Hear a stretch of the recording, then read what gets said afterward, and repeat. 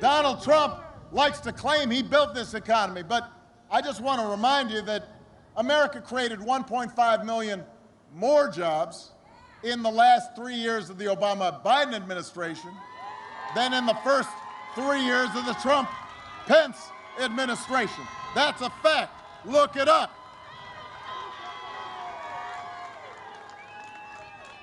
And that was before Trump could blame the pandemic. He, in fact, inherited the longest streak of job growth in American history. But just like everything else he inherited, he screwed it up. And the economic damage that he inflicted by botching the pandemic response means he will be the first president since Herbert Hoover to actually lose jobs. First president since Herbert Hoover back in the 30s. That's a long time, people. That's almost 100 years ago. He loves to talk about black unemployment. Look how low black unemployment. Well, you know what? Unemployment was really high when I came in, and we brought that unemployment low, and it kept on going low. And he wants to take credit for it, says he's the best president for black folks since Abe Lincoln. Man, now his advisors are out there saying, including his son-in-law says, black folks have to want to be successful. That's the problem. Who are these folks? What history books do they read? Who do they talk to? Don't read? Is that what is going on? Black unemployment hit almost 17% during the Great Recession 10 years ago. And through a lot of hard work, Joe Biden and I helped get it down. And it kept on going down. Not because Trump did anything.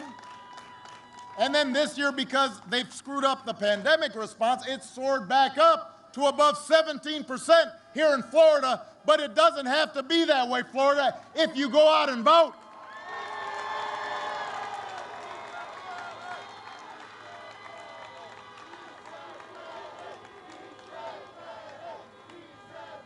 Sí se puede. Yes, we can. Listen, the only people truly better off than they were 4 years ago are the billionaires that got Trump's tax cuts. In the meantime, he has not been able to manage extending relief to millions of families who can't pay the rent right now, can't put food on the table right now. Got no plan to reopen schools that need reopening or protecting teachers in the process. You know, I don't understand how it is that he cannot organize Republicans in Congress to do the right thing. And it's not like it's his money that we're asking to pay, because he doesn't pay taxes. Barely pays income taxes. We know he's got a secret Chinese bank account, so he may be paying taxes to the Chinese, but he's not paying taxes here. First year in the White House, only paid $750 in taxes, in federal income taxes. $750. Can you imagine that? I mean, teachers pay more than that. You know, social workers pay more than that in taxes. Huh? Soldiers, folks in uniform pay more in taxes than that.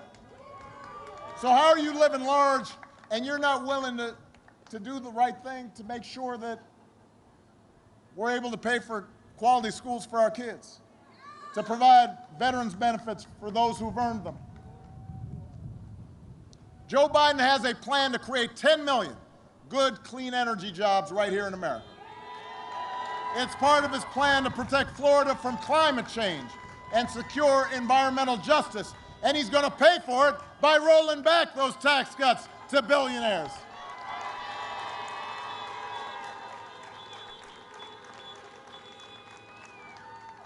And the thing is, Joe doesn't just want to get back to where we were.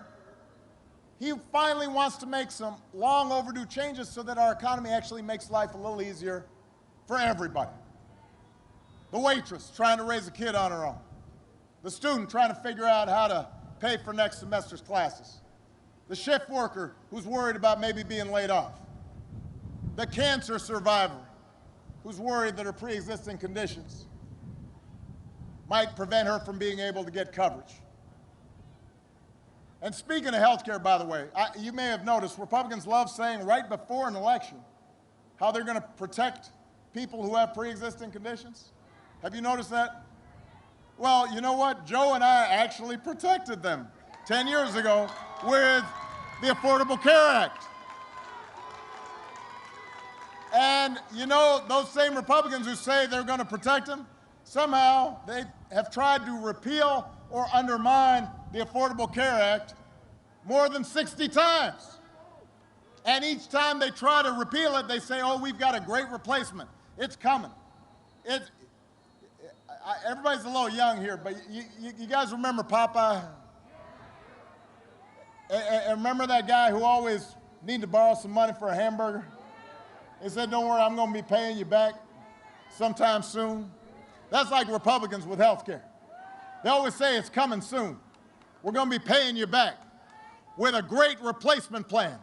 But that 2 weeks has been 10 years coming now. For the last 10 years, every 2 weeks, they say we're going to have a great health care plan. You know where it is? Because I don't. The reason they don't have a plan is because a plan doesn't exist. They've never had one. They've instead attacked the Affordable Care Act at every turn, driving up costs, driving up the uninsured. Now they're trying to get the Supreme Court to take away your health care. Right now, as quickly as they can, in the middle of a pandemic, with nothing but empty promises to take its place. Think about what that would do to families right here in Florida. Florida has the highest enrollment under the Affordable Care Act of any state in America. Last week, Trump flat out said he hopes the Supreme Court takes your health insurance away. Said it out loud. Don't boo. Vote. And last night, he installed the Supreme Court justice who he hopes will help him do it.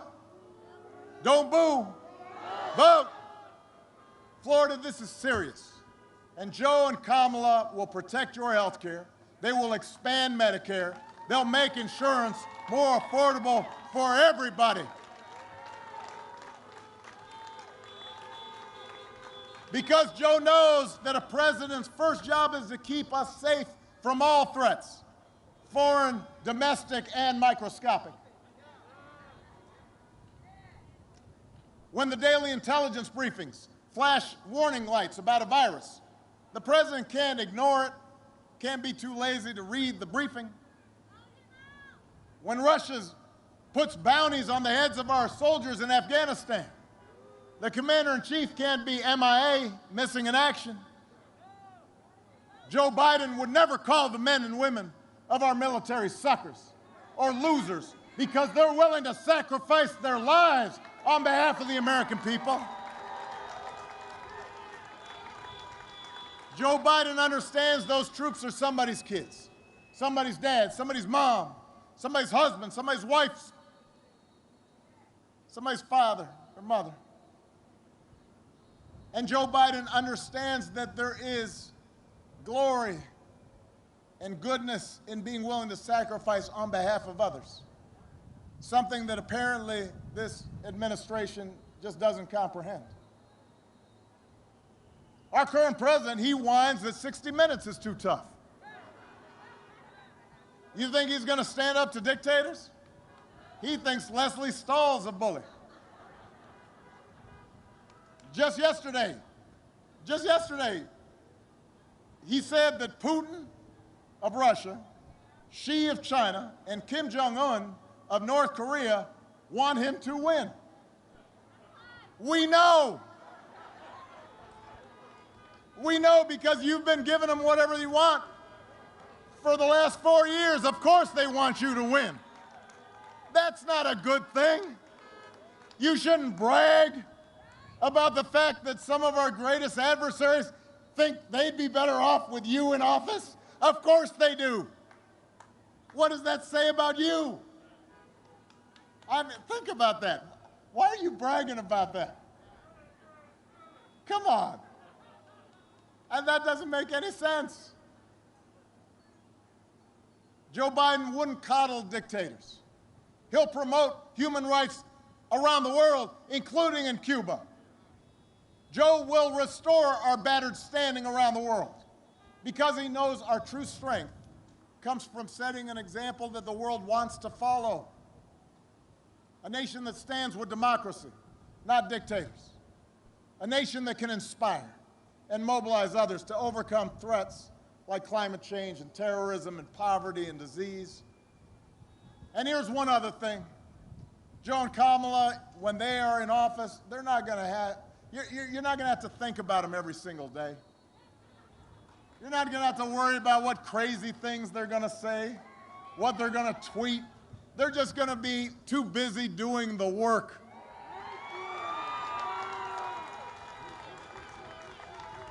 It just won't be so exhausting.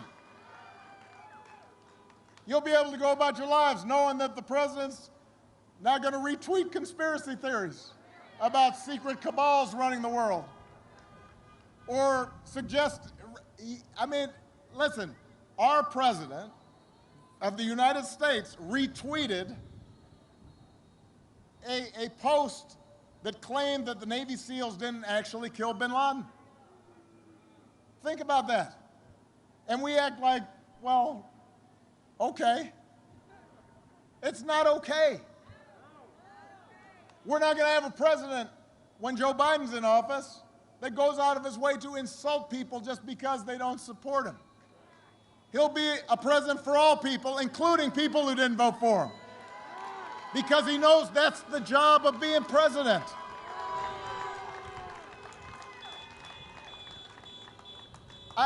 I mean, we've gotten so numb to what is bizarre behavior. We have a president right now who lies multiple times a day. And this is not my claim. Even Fox News sometimes says, well, what he says isn't really true. He didn't mean it. It's not normal behavior. We wouldn't tolerate it from a coworker. We wouldn't tolerate it from a football coach. We wouldn't tolerate it from a high school principal. I mean, we might have to put up with it if it was a family member, but we talk about him afterwards. Even Florida man wouldn't be doing some of this stuff. Why would we accept it from President of the United States? And you know what? I mean, sometimes it's almost too easy to make fun of it, but it's serious. There are consequences to his actions. If he was just on Jerry Springer or something, you'd say, well, but this is the most powerful office on earth. And when people see the president doing things like that, it emboldens other people to be mean and cruel and divisive and racist. And it frays the fabric of our lives. It affects the way our children see things. When we tell our children to tell the truth, and then we have the person in the highest office in the land who doesn't seem capable of doing so, that undermines our society. It affects the way our families get along. It affects the way the world looks at America. And it distracts from the truly destructive actions that his cronies are doing all across the government as we speak, actions that affect your lives. You've got the Environmental Protection Agency that's supposed to protect our air and our water. It's run by an energy lobbyist that gives polluters free rein to dump unlimited poison into our air and our water. It's not right. It ain't right. The Labor Department, that's supposed to protect workers. It's run by a corporate lobbyist who's declared war on workers. It's trying to gut protections to keep essential folks safe during a pandemic, making it easier for big corporations to steal their wages. The Interior Department, that's supposed to protect our public lands, our wilderness, the Everglades, it's run by an oil lobbyist who's just fine with selling them to the highest bidder. You've got an education department run by a billionaire who has gutted rules designed to protect students from getting ripped off by for-profit colleges, and that is stiff-arming students looking for loan relief in the middle of an economic collapse. You've got the person who runs Medicaid trying not to get more people onto Medicaid so they've got better health care, but to kick more people off of Medicaid. Come on. It ain't right. So what are you going to do about it? You got to vote. You've got to vote. When Joe and Kamala are in charge, they're not going to surround themselves with hacks and lobbyists. They're going to surround themselves with qualified public servants who actually are serious about doing their job, who are looking out for you, for your job, your family, your health, your communities, your planet. And that, more than anything, is what separates them from their opponents. They actually care about you. They actually care about every American. And they're going to be fighting on your behalf every single day. They're not going to get everything right every time. They're not going to solve every problem right away, but they're going to be working on it every single day to see how can I make sure this little brand new baby right here is inheriting a better world. That's what they care about.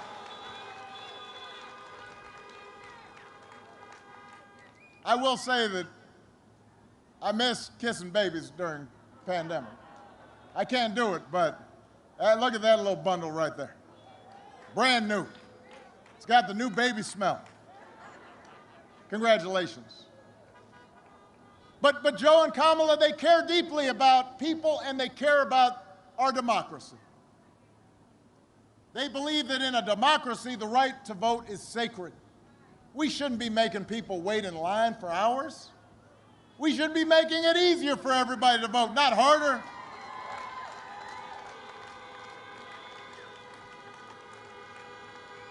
They believe that no one, especially the president, is above the law.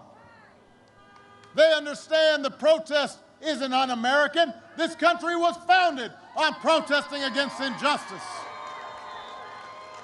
And we don't threaten to throw our political opponents in jail just because we disagree with them. That's what happens in dictatorships. It doesn't happen in the United States of America.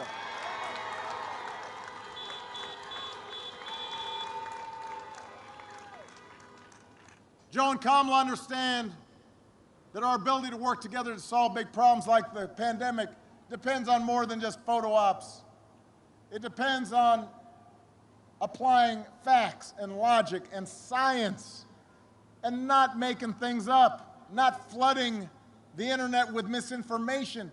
These should not be Republican or Democratic values. They're what we grew up learning from our parents and our grandparents. They're not white or black or Hispanic or Asian or Native American values. They're supposed to be American values. And we have to reclaim them right now. And how are we going to do that? By voting. We've got to turn out like never before, Orlando. We have to leave no doubt. We can't be complacent. We were complacent last time. Folks got a little lazy. Folks took things for granted. And look what happened. Not this time. Not in this election. I understand there's some Americans who get frustrated by government. They feel like, oh, it doesn't make enough a difference. My vote won't make a difference. Listen, the government's not perfect. It's not going to solve every problem. But a good government can make things better. Things were better when I left office than when I started. They weren't perfect, but they were better. A president shouldn't make things worse. A president by himself can't solve every challenge facing our economy, But if we elect a president who cares, and we elect a House and a Senate and a State House and a State Senate that are focused on working people and getting you the help you need, it can make a difference. A president by himself can't eliminate all racial bias in our criminal justice system, but if we elect district attorneys and state's attorneys and sheriffs and police chiefs focused on equality and justice, it can make things better. And that's what voting's about. Not making things perfect, but making them better. It's about putting us on track so that a generation from now we can look back and say, hey, things started getting better. It's about using the power we have and pooling it together to make sure that we have a government that's more concerned, more responsive, more focused on you. And you know what? When I hear people say, well, I don't know, I voted last time and things didn't change as much as I thought. Listen, we've never come close to seeing what it would be like if everybody voted. In 2008, that was the highest voting rate in modern presidential history. You know what? We only got to 61%. That means 39% of the folks didn't vote who were eligible to vote. What would happen if suddenly we started getting 70% voting rates? What would happen if we got 60, 70% of the people voting instead of 55% of people voting?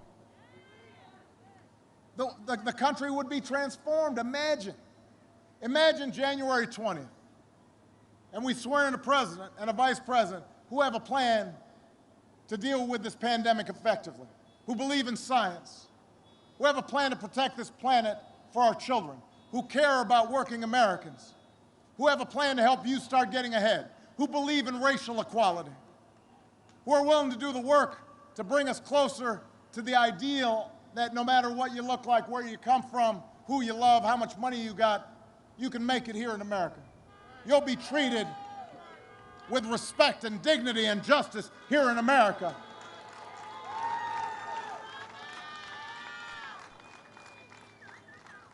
Imagine a president when Puerto Rico gets hit by a hurricane, doesn't respond just by throwing paper towels,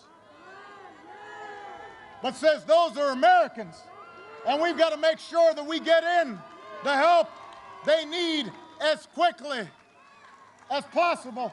That's what you should expect from a president, and if you're not getting that, then you have to go out there and vote to make it happen.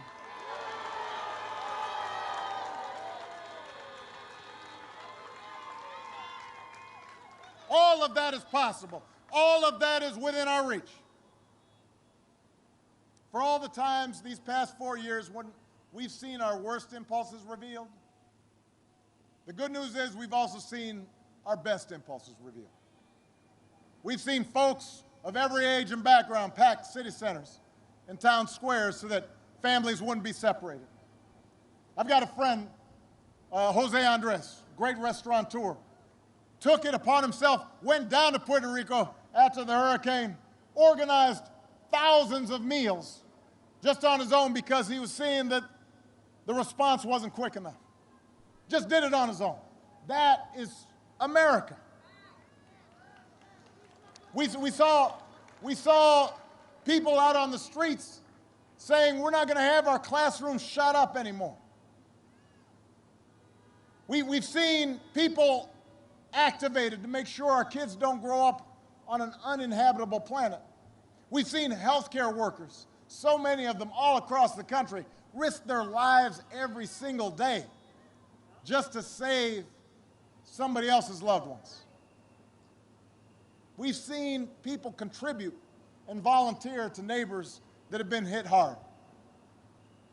We've seen Americans of all races joining together to declare, in the face of injustice and brutality at the hands of the state, that Black lives matter, no more but no less, so that no child in this country should feel the continuing sting of racism.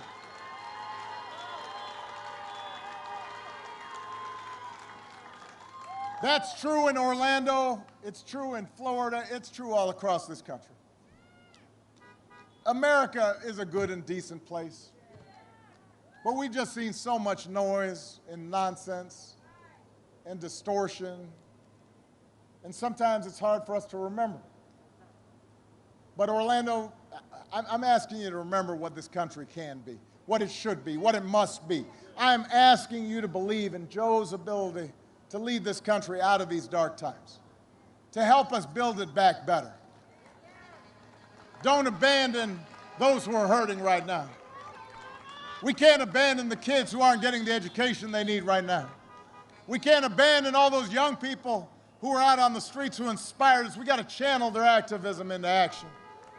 We can't just dream for a better future. We got to fight for a better future. We've got to out-hustle the other side. We've got to vote like never before and leave no doubt.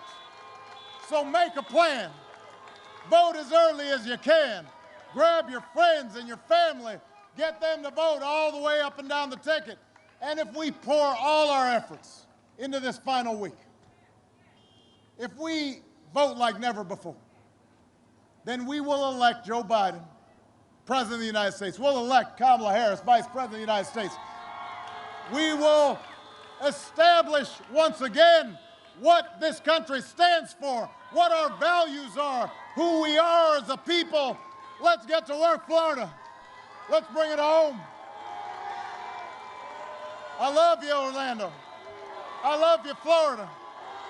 Honk if you're fired up. Honk if you're ready to go. Are you fired up?